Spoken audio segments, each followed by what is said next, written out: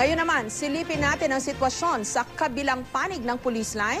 Sa hanay naman ng mga nagtitipong rallyista. May report si Ivan Mayrina. Ivan? Jessica, may higit isang oras bago ang State of the Nation address, si Pangulong Noynoy Aquino ay nagpapatuloy ang makulay at maingay na kilos protesta ng mga militante.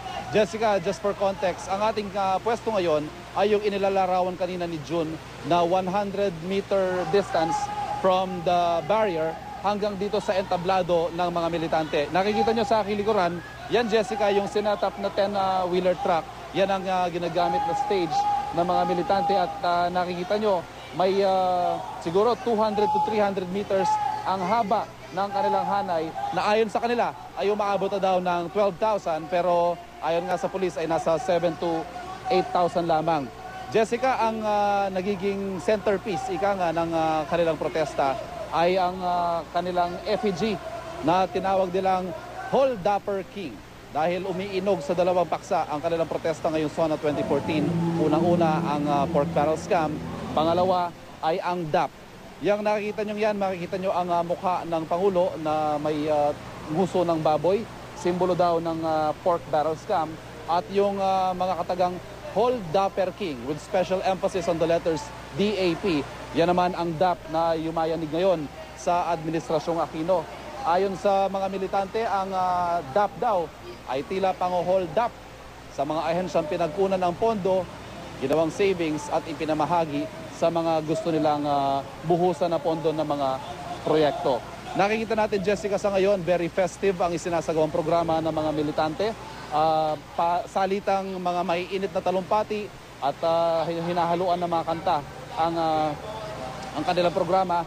Wala pa tayong nakikitang pagbawas, bagkus nadaragdagan pa ang nakita nating nagtitipon dito.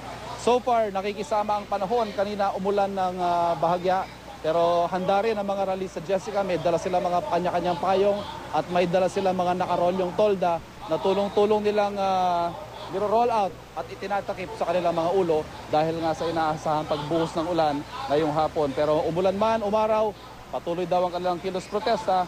Samantala, habang nagsasagawa naman sila ng programa, ito naman mga pulis, Jessica, mabanggit ko lamang itong entire stretch ng Center Island mula dito sa aking kinatatayuan sa tapat ng Evercotesco hanggang dun sa bago lumiko pakanan ng Batasang Pambansa. Nilagyan din niya ng tinatawag natin kanina, yung tinatanong mo kanina kay Jun na concertina wires ba yun o razor wires. Dati kasi, Jessica, nung nakaraang taon, itong Center Island na to ay nabuksan ng mga militante, may dala sila mga wire cutter. Kaya ngayon, ayan ang ginawang adjustment ng pulisya. Naglagay sila ng mga wires dyan. At medyo nakausap din natin kanina si Renato Reyes ng Bayan Muna. At sabi niya, mukhang kung gagawin ulit ng mga militante yun, ay tiyak na may masasaktan sa kanila. Kaya yung sinasabi niya kay Jun kanina na abangan natin kung anong gagawin nila, ay talagang abangan natin dahil sa ngayon, sa ating nakikita, medyo mahihirapan silang lumusot dito sa ginawang pag-contain ng pulisya dito sa area ng Commonwealth. Jessica. Maraming salamat sa iyo at ingat kayo dyan, Ivan Mayrina.